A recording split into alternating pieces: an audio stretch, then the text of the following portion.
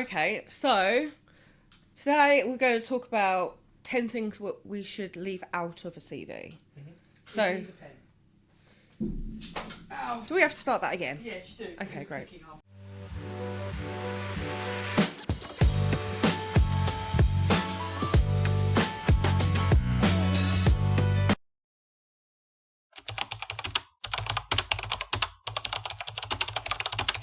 10 things that we think candidates should leave off of their CV.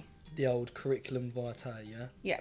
Cool. So, do you want to kick us off with one thing that you think they should leave it off? Yeah, I'd probably start off with the job descriptions. So previous employer job descriptions where they've worked previously.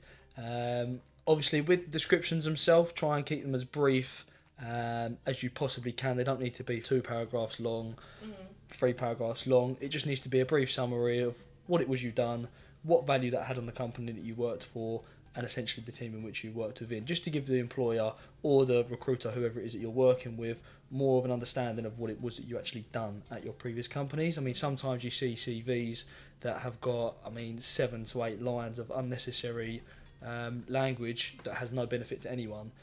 Whereas if they were to shorten that down to maybe 2 or 3 lines, then it could add more value to the company they're putting it forward to.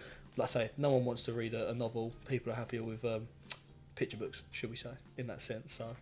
Yeah, no, I agree, but also with saying that, yes, keep it brief, but in the same respect, get the tech that you were working on, like, predominantly in that, but also talk about the value you added in there. So make sure that's included in it. Yeah. So I think it needs to be brief, but like you say, not a novel, but make sure that all the important things are in there.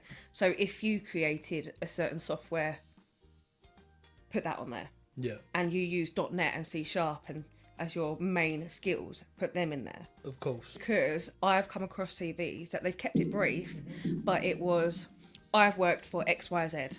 Yeah. I worked here between this time and this time. Yeah. That's it.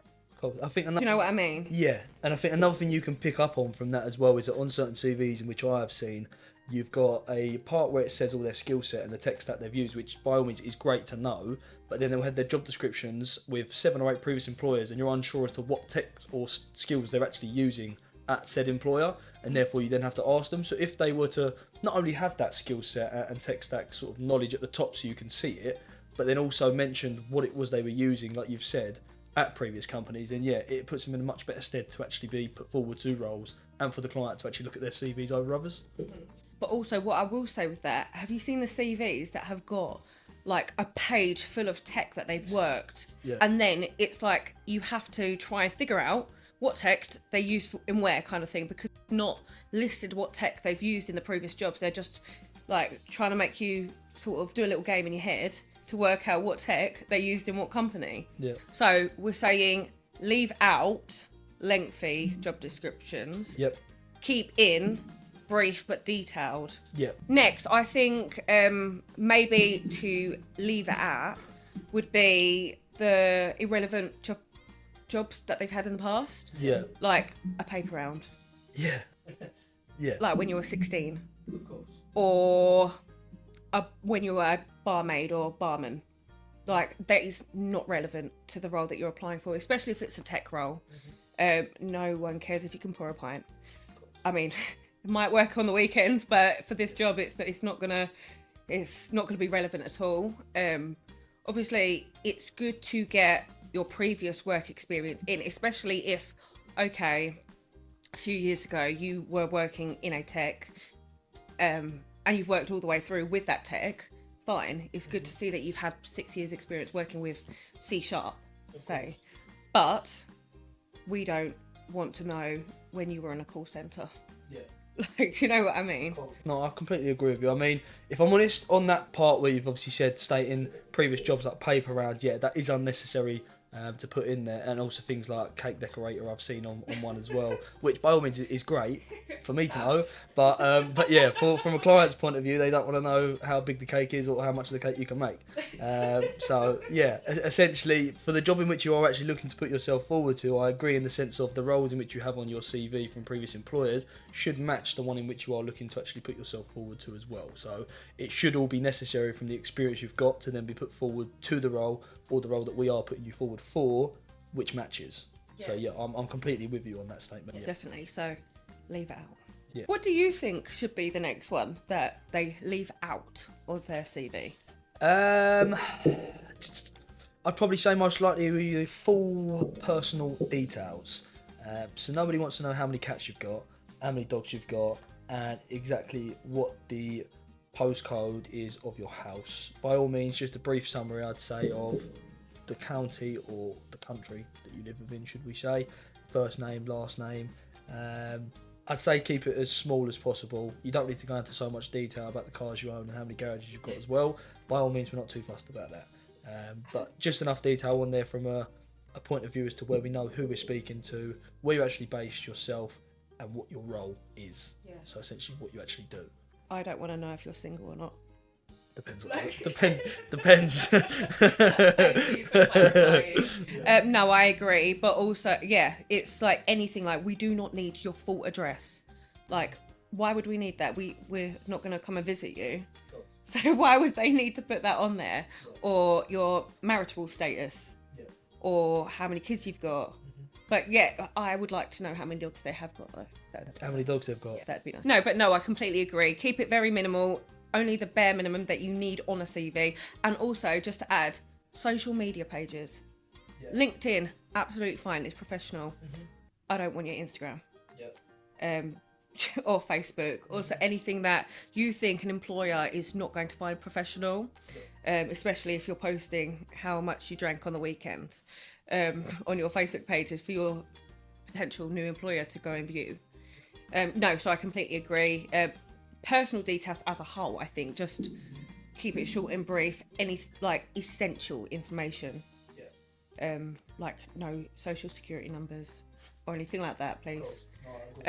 So essentially, what we're saying is your name is a must on there. Ideally, if you want to place your email and your number on there as well, it's completely down to you. Yeah. But again, that could be something which is beneficial from our point of view. Otherwise, how else are we going to contact you? Again, address, but keep it very, very small. So ideally, the county you live within or the country you live within, and then obviously the potential job in which you're looking for or what your position is. I'd say that's all you really need to put for your job details. And like you say as well, if you want to put your LinkedIn profile on there as well, by all means, that's also another thing to look at as well. Oh, and GitHub. You can put your GitHub on there so we can view your coding prior to interview, which would actually be very beneficial. The next one, I think, would be, and I think this is very, I think it would be one of them things that some people would agree and what some people would not agree with. And that is a photo. Yes.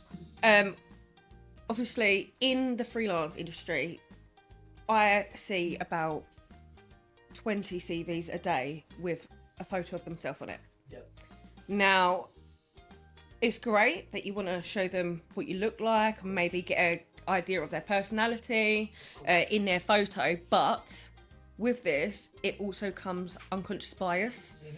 Mm-hmm. So then you haven't got that full sort of diverse way of thinking when you're hiring. I just think that that's 100% something that, in my view, obviously, should be left out. That way, leave it to your imagination. Do you know what I mean? Like, and then at the interview, you'll have a video call anyway. So then they've looked at your CV for face value. Mm-hmm. Pardon the pun.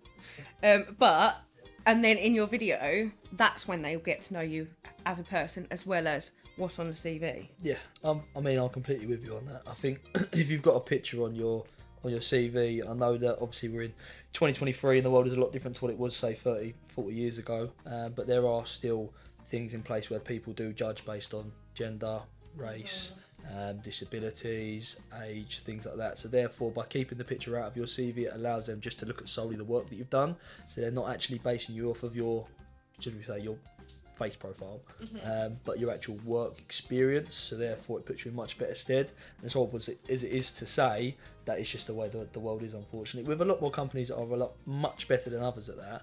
But yeah, again, I'd agree with you to say keep that off your CV.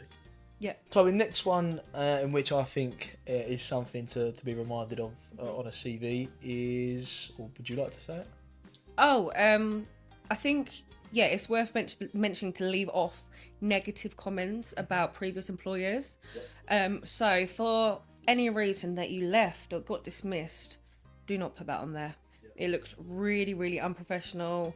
If you left because your manager was really, really horrible to you, leave that off.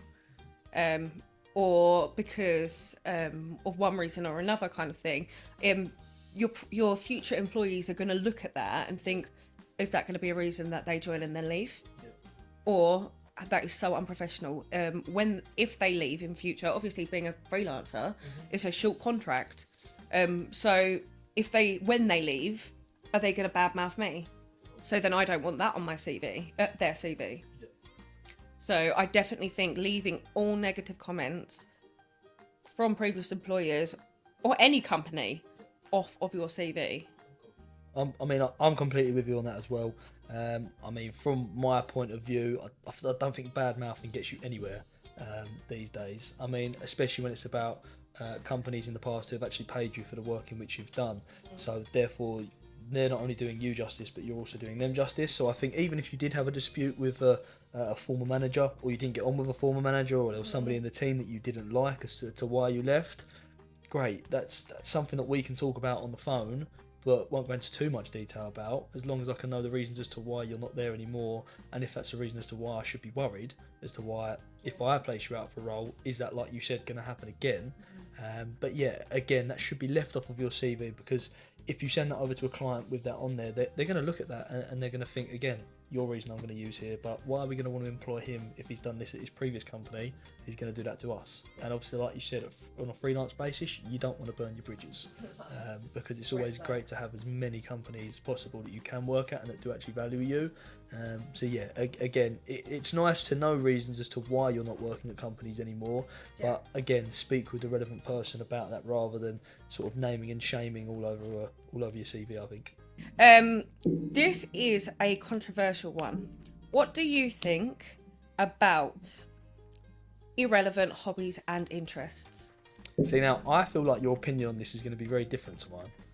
Because, personally, my opinion is, I think it's great to see people's hobbies on their CV. Whether or not that's playing chess, whether or not that's swimming in lakes at the park, whether that's, I don't know, jetpack riding, whatever it is, I think it's always great to understand a bit more about somebody's personal side rather than just their experienced work side of their life. Especially from our point of view, I think it's nice when I'm able to go on a call, and if we've got common ground in they actually got a hobby in which I also have a hobby within, it's a much easier way to start a conversation based off of just selling them a job or selling them an offer. You can actually have a nice conversation and get to know them, and I think it adds a bit of credibility to yourself as well when you've got common ground in regards to hobbies. But what's your opinion? It might be different to mine. Yeah, I think I'm on the fence a little bit with this one, because I think it's okay to have hobbies in there, but do not have 20 hobbies in a list. I like scuba diving, I like Pokemon hunting, I like to play geocaching. I don't think they're going to care about how many Pokemon cards you do have. You never know. The manager might be a Pokemon collector. Sorry to everyone who has got Pokemon cards. But I don't think they're going to want to know a whole list. Put your main hobbies on there. So if you like swimming, put swimming down there. If you like windsurfing, put windsurfing on there. I don't want 20 hobbies on there. It's a waste of space on your CV. And I just think that's really sort of not relevant. Yes, it's good conversational starters, especially for us being the recruiters, and then potentially the interviewers if they want that kind of conversation. But keep it brief. I'd say maximum maybe 4. Do you know what I mean? Just to keep it sweet. Yeah. Again, and I think branching off from my comment as well, I think when it comes to sort of the cultural fit, I know this isn't a cultural fit as a whole, but I think having a hobby which is also a hobby of other employees at the company can add great culture. Because then again, like we have, it's common ground to speak about. So then there may be a cultural fit within that sense. I know that culture is a much wider stance than that, but it's a little aspect towards that. That's why I think it's nice to always see hobbies, and I always prefer it when I do see hobbies on people's CVs rather than when I don't, because then it means that they've also got a life outside of their work, which is good to see. Yeah, of course. No, I completely agree. I think hobbies should be on there. I just think there should be a limit to how many you've got on there, because I have seen so many hobbies on there before, and I'm just like, is this a CV for your hobbies or your work? So yeah, no, I do agree. Okay. References. What is your stance on references as a whole on your CV for one, but also references upon request? Yep. My stance is orthodox. No, my stance on references. Again, references are another vital thing when it comes to a potential candidate getting a job. There's many benefits to all parties, and I'll name them now. Our benefits are that we get a further understanding of the previous project they worked on, because obviously the candidate can only tell us so much about the project, whereas a previous manager can tell us a lot more detail about what value they added, whether or not what they've done is still being used at that company to this day as well. Team size that they worked within is another one to know. From our new client's point of view, obviously no client likes to spend money and get sweet nothing out of it.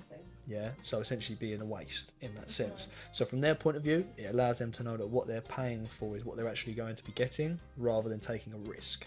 And then from the candidate's point of view, it puts them in much better stead to actually get a role over the other people that have only got a CV attached to them, where if they've got one or two references, then yeah, it is great for the client to see it. But again, like you've said, they can be sent to you after you've had your initial conversation with said candidate.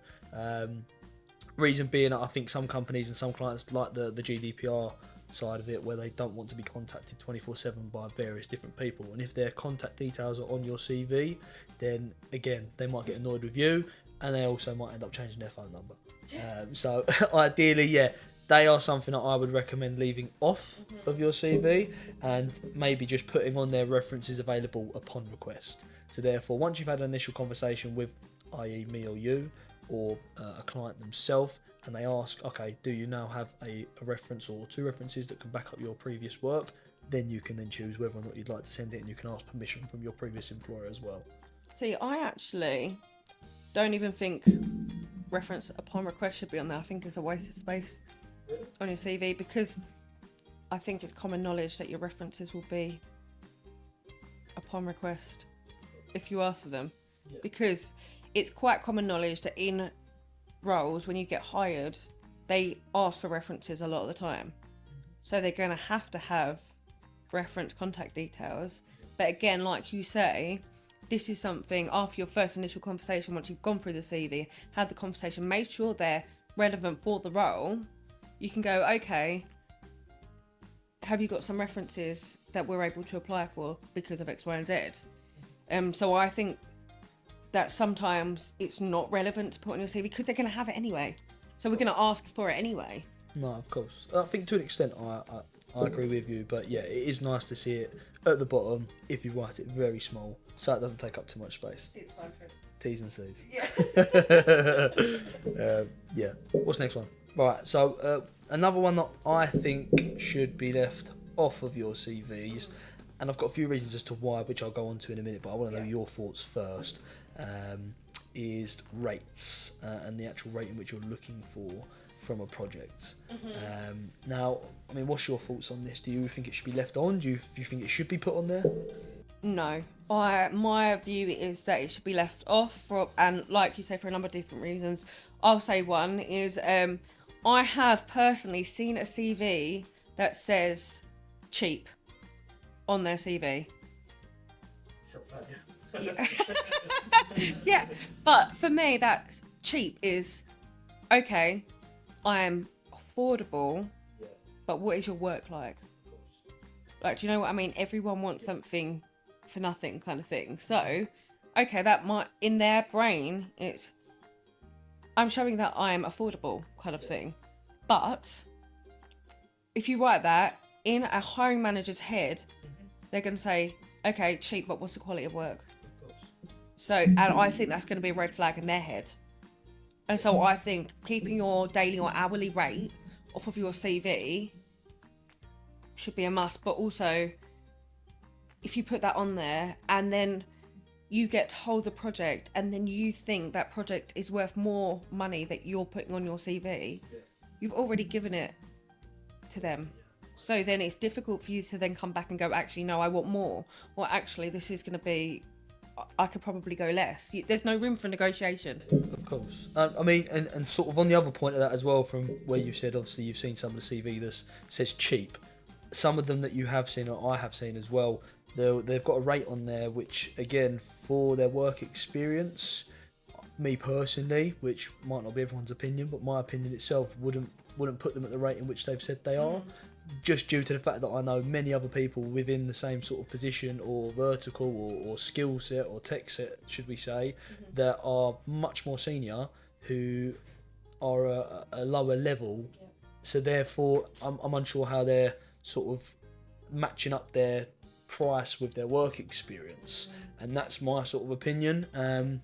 But yeah, again, like I say, as a recruiter and from a recruiter's point of view, obviously we try to get as much money as possible for you so that you're happy. Essentially, we don't want you to be earning as little as possible so that in a month's time you find a project that's got more money and you take that instead. Essentially, we want you to be earning as much money as possible so that you're happy, so that your family can eat, we can eat, everyone can eat. So everybody wins. Everyone eats. Lions in the camp. Do you know what I mean? So, yeah, that's my thought process, is to leave it off. From a recruiter's point of view as well, obviously we should be able to speak with you in regards to the rate which we see on the market on a day-to-day basis. Obviously, we're the ones that are speaking with clients on a day-to-day basis. We speak with candidates on a day-to-day basis. We know the range for seniority levels should you be required to ask. But obviously most people do know the rate that they're looking for. And again, we will always try to extend that rate up to the higher threshold that you're looking for, just to ensure that you are happy. Yeah. But also, if for any reason the candidate is putting their rate at the highest possible to see what they can get, they're going to get put off. Hiring managers, recruiters are going to get put off because they're not able to they will see that and go, okay, that's what they want, so we can't negotiate that kind of thing, or something. Like, they will feel like, oh, that's maybe a little bit too much kind of thing. I think that would be just a put off because they're pushing for what the maximum they can get just to see kind of thing, if they can push their luck. And it's not something that really can be discussed because you've already stated it on your CV. And then obviously if that changes, then we have to ask them to edit their CV before we send it on to the client. And then it's really just not maximising time to get them a job. Yeah, and I think that the problem is as well, just branching off from that, I think the root issue is that essentially when you have put a rate on your CV which may look a bit too high for your work experience, it might put people off of actually wanting to speak to you.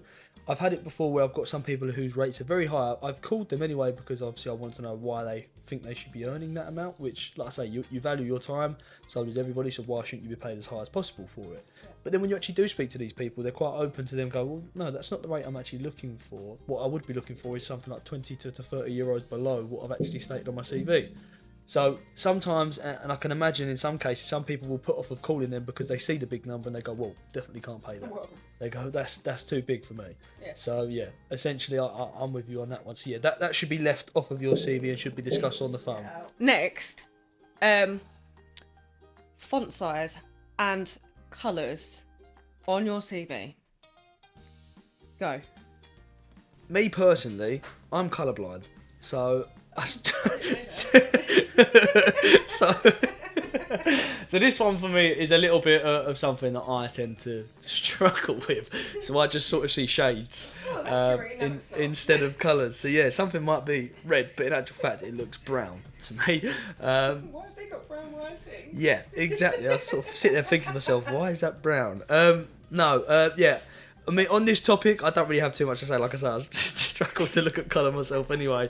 So it's more based on the font, most likely, which I will speak about rather than the colour. So colour in clothes is a no-no for me. Keep it in there. I'm not too fussed. I can't see difference. But I can imagine that from a hiring manager's point of view. No one wants to see pink writing. Yeah, exactly. No one wants to see pink, green, yellow, red, or Brown, in my eyes, brown writing. So yeah, no. I mean, font size as well. I think all over the CV in certain instances should be the same. Mm-hmm. Certain areas I think should be bolded and underlined. Yeah. Like so, i.e., I mean, your name, please bold that so I know who you are. I'd say your experience, so the roles you've done, so previous roles, underline them, bold them, so I know exactly what the positions are that you've done. And one thing that I do also like to see, which you might or might not agree with, is bold tech stack and tech skills at the bottom. So it's easy to catch an eye. Yeah. My point of view, like I say, colour's not a massive issue for me. From a sort of client's point of view and other people, yeah, it may be. But for me, it's not a massive issue. Again, things that should be seen first, I think should be bold and underlined, or if it's not a title, just bold. So, for example, job titles, you can also put your tech stack or your tech skills in there, bold. Job titles, bold, underlined. But essentially, I think they're the main things that we want to see first and foremost on a CV, and they're the things that will stick out like a sore thumb. But yeah, again, I mean, you could take over on the colourful side of things because that's obviously your forte and not mine. What, being colourful? Yeah. Don't see you colour. Yeah. What I don't like to see, Arial 11 at the top paragraph, Arial 15 down the bottom, and I don't know, is Calabria one? Just for Calabria one in the middle. disclaimer, just for everyone, Arial is a specific font. She's not just randomly saying Talk about Arial. the mermaid. Yeah. So one font at the top in size 10, then halfway down in a different font, like curly whirly writing, in another font and another. No, if you're gonna in your paragraphs, yes, about titles, font maybe a size bigger and bold. Underlined. Agree. Your paragraphs about your jobs and stuff like that should all be the same font and size and colour, because no one needs to have like some sort of seizure from looking at all these different colours on this sheet. Or kind of thing, having to figure out where you're looking is distracting. No one's going to have full attention on your CV. So yeah, leaf it out. Right, final one is grammatical errors and spelling mistakes. Great. I think download Grammarly. Use that if you can, kind of thing. That helps you. Not paid sponsorship. Use it to your advantage. If you're not great with words, because I understand people are not. If you didn't do great in English, it doesn't matter. You have these built-in softwares that helps you with your grammar and stuff like that. It doesn't need to be incorrect. Same with spelling mistakes. Who does not have spell check? If you do not know how to spell something, Google it. Do you know what I mean? Just make sure everything is correct and precise on your CV, because I think it looks lazy. Yeah. I think that you potentially could be not taken seriously because you spell available wrong, which I actually do. Or something like that. Do you know what I mean? It's you need to make sure that you are coming across the way you would like to be come across. Of course. And then I think, just branching off from that, no pun intended, I think personally, where obviously we deal with many candidates whose first language is not English, so when we struggle to read it, or they've essentially made a few grammatical errors, sometimes I wouldn't see it as lazy, because again, it's very hard to learn multiple languages Of at course, once. So no. yeah, I give leeway on that sense, and obviously can help them out. But then again, that's where Grammarly can come in. Again, not a paid sponsorship, to essentially help with that. But yeah, that's why on the sort of grammatical error side of things, yes, when being put forward to a client, make sure that it is grammatically correct and not incorrect in that sense. But then again, I think sometimes, which we have to remember, is that their first language most of the time is not English. First language may be German, it may be Dutch, it may be Bulgarian, anything you can think of. So again, yeah, English might be their secondary language. Yeah, So, yeah. But what I would say on that point, ask your recruiter. Ask your recruiter for some help. Yep. If you think it's incorrect, or even for us to say, look, this is quite like, would you like me to amend this slightly? Send it back to them for approval, Yep. and then kind of then go from there. If you need help, this is what we are here for. Obviously, we are not English gurus like in spelling and stuff like that, but we know what a CV should look like, what the grammatical errors should not be, and how to spell things. So if English is not your first language, ask us, does this look right? Is it CV is okay? Should I take anything out? Should I put anything in? And we will give you our honest opinion. Of course, I mean, that's, at the end of the day, that is what we are here for, is to be your support and your helping hand, should we say. So if there is something that you need support with or help with, as long as we have your approval to actually tamper and sort of move things around in your CV, then yeah, great, send it to us and we'll spend some of our time to do it for you. Even if essentially you're not in a process with us, or even if you're not in a process with one of our clients, but you still would like help from a recruiter because you're not getting it elsewhere, then by all means send it to us and we'll be happy to overlook it, send it back, and then you can see if it does look good and matches what you're looking for. Yeah. But yeah, I think that's the main thing that I'd say in regards to grammatical errors. But yeah, just try and, if you have got many of them in there, just try and use something like Grammarly to actually help, or a recruiter. Yeah, no, I completely agree. And just to summarise this whole section on things to leave out of CVs,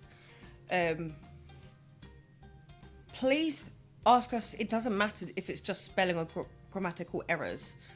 Anything you have on your CV that you are not sure on, ask your recruiter.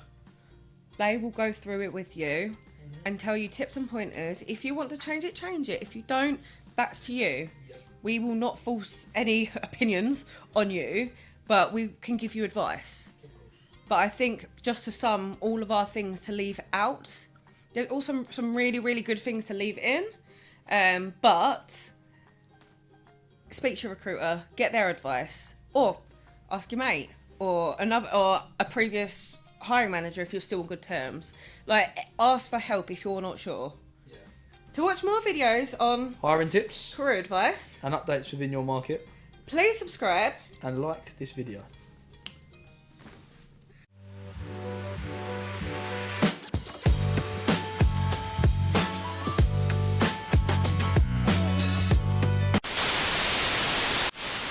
Thanks.